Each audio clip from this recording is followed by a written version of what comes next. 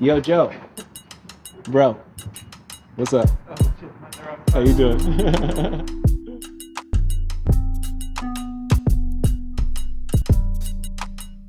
I grew up all over, so my folks were military. Texas to Georgia to Maryland to North Carolina to Hawaii.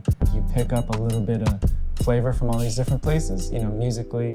With the pandemic and all this stuff, like I'm on headphones all the time.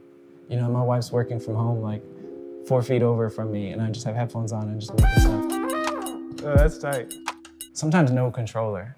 You know, like it doesn't feel very musical actually, but I think the digital stuff sounds so good. And you could argue like analog is better, it probably is, but like the margin, you know, I think it's just getting smaller and smaller. I have like kind of two different workflows. One is more piano-shaped controller, right? Where you can see sharps and flats and blah, blah, blah. And then the other one is like this other different thing where it's pads. So yeah, I'm looking forward to this one where it's like both of those things on the same device, you know, and just like, if you want keys, click this, then it's pads, click this, and maybe being able to go back and forth. It's tight. It feels good. I couldn't tell, like, based on the videos what it was gonna feel like, because I know I had seen people, you know, play with their hands, play with sticks. So, yeah, it feels good.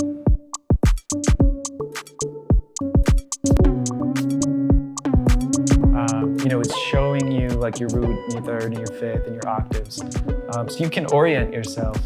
You might stumble across something that maybe in terms of music theory is not the strongest interval or not the strongest way to resolve like a certain phrase. That's what I like. I like stumbling across things. Or, you know, a lot of my stuff is sample based, so I'm not in control of the harmony or the extensions or things like that, where it's like you just deal with what you got and make it work for you. So if you wanted to, you could kind of turn all that off and know that it's just whatever feels good is gonna work, you know.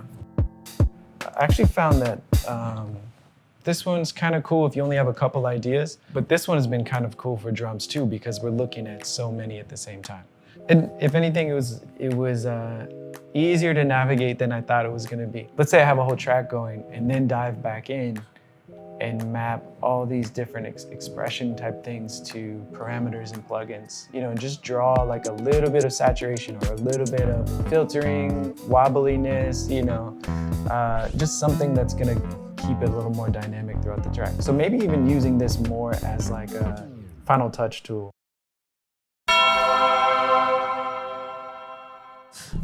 Yeah, I appreciate y'all bringing me in to mess around with it. This is Jacuzzi Jefferson. If you want to check out more of my stuff, you can go on Instagram @Jacuzzi Jefferson. If you want to learn more about this, go to embodme.com.